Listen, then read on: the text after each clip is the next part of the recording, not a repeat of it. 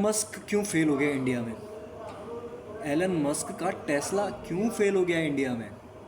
भाई यही तो सवाल पूछ रहे हैं लोग कि एलन मस्क का टेस्ला फेल क्यों हो गया, जब इतने महीनों से इतने सालों से जो न्यूज़ चल रही थी कि इंडिया में टेस्ला आएगा, इंडिया में टेस्ला आएगा, इंडिया में टेस्ला आएगा। और टेस्ला आया, मुंबई में शोरूम खोला और सिर्फ 600 गाड़ियों की डिमांड। अरे भाई 600 गाड़ियाँ तो भाई कोई नया वेंडर भी आता तो उसकी भी बिक जाती है यार, पर उसकी तो 600 गाड़ियों की सिर्फ डिमांड है, जिसमें से सिर्फ एक बिकी है भाई। डाउनफॉल इसलिए होता है इंडिया में कार मार्केट का कि अमेरिकन मार्केट का इसलिए डाउनफॉल हुआ, जैसे फ्रॉड गई, अब टेस्ला भी जाने हो सकता है चले जाएगी, जिस हिसाब से उसकी बिक्री वो चल रही है इंडियन स्टॉक मार्केट में, उस हिसाब से मैं बता रहा हूँ। इंडियन मार्केट को पहले समझना बहुत ज़रूरी है, कंज्यूमर को समझना बहुत ज़रूरी है। सिर्फ शोरूम खोलने से ही आदमी कोई आपकी कार नहीं खरीद लेगा 60 लाख की, 70 लाख की, 1 करोड़ की। जो खरीदेगा, जब आपकी कोई कार खरीदेगा तो उसका अगर कभी कुछ चीज़ें ख़राब हो गई तो कहाँ लेके जाएगा वो? तुम्हारे आपके शोरूम में थोड़ी लेके आएगा वो। उसके लिए नए नए सेटअप आपको करने पड़ेंगे मार्केट में, आपको सर्विस सेंटर खोलने पड़ेंगे। मस्क भैया को सर्विस सेंटर खोलने पड़ेंगे। चाइना से माल लेके आओगे, इंडिया में बेचोगे तो यही हाल होगा इंडिया में। अच्छी खासी गाड़ियाँ धुल जाती है। चाइना का माल तो वैसे तो बिकता है, पर ये जो एलन मस्क भाई साहब जो थोड़ा मार्केट को समझने में थोड़ा सा उन्होंने थोड़ा लगता है मेरे को थोड़ा सा प्रॉब्लम हो गया उनको मार्केट के समझने में, इंडियन कंज्यूमर को समझने में, कि भाई आप चाइना से तो एक माल लेके आ रहे हो, उसमें से भी 110% का इंपोर्ट ड्यूटी दे रहे हो, जिसका प्राइस 30 लाख थी, उसको सीधा आपने 60 लाख रुपए कर दिया है। जब इंडियन गवर्नमेंट कह रही थी आपको कि भाई आपको सिर्फ 15% आपको इंपोर्ट ड्यूटी लगाएंगे, पर आप अपना मैन्युफैक्चरिंग प्लांट इंडिया में खोलो।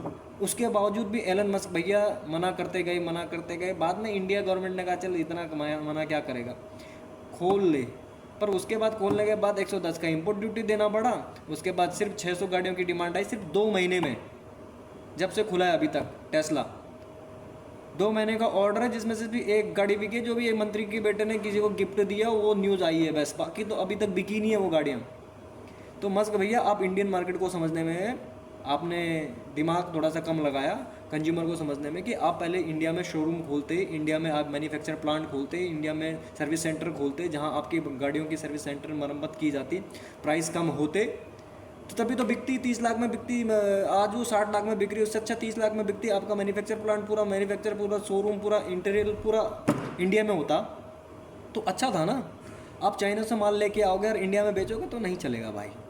मार्केट को समझने के लिए इतने बड़े बड़े प्लेयर बैठे, इतने सालों से प्लेयर बैठे हैं, टाटा जैसे, महिंद्रा जैसे इंडियन प्लेयर हैं, सुजुकी जैसे इंडियन प्लेयर हैं, वो बैठे हैं। उसके बावजूद भी आप इतनी बड़ी कंपटीशन को नहीं बीट कर सकते हो।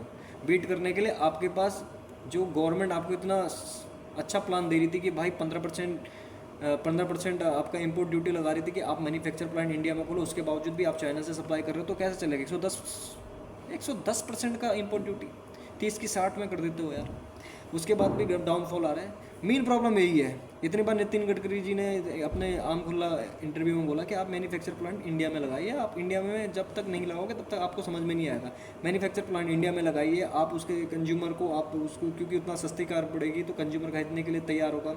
ठीक है, आप सर्विस सेंटर बढ़ाइए, हर जगह पे सर्विस सेंटर लगाइए, जिससे कि जो कंज्यूमर खरीदे उसको अगर कल के डेट में कोई प्रॉब्लम हो तो वहाँ पे जाके उसकी सर्विस करवा सके।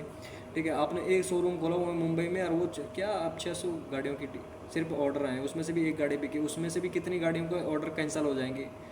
तो बिज़नेस तो फ्लॉप हो गया। जितना किराया देना उस शोरूम का होगा, उससे ज़्यादा तो आपकी गाड़ियाँ जितनी गाड़ियाँ बिकेंगी उससे ज़्यादा तो आपका किराया देना पड़ेगा आपको। तो प्रॉब्लम यही है, इंडियन कंज्यूमर को समझे, इंडियन मार्केट को समझना बहुत ज़रूरी है। सिर्फ स्पेस में रॉकेट भेजने से नहीं होगा। तभी तो आज BYD इतने जगह पे आज ग्रो कर रही है।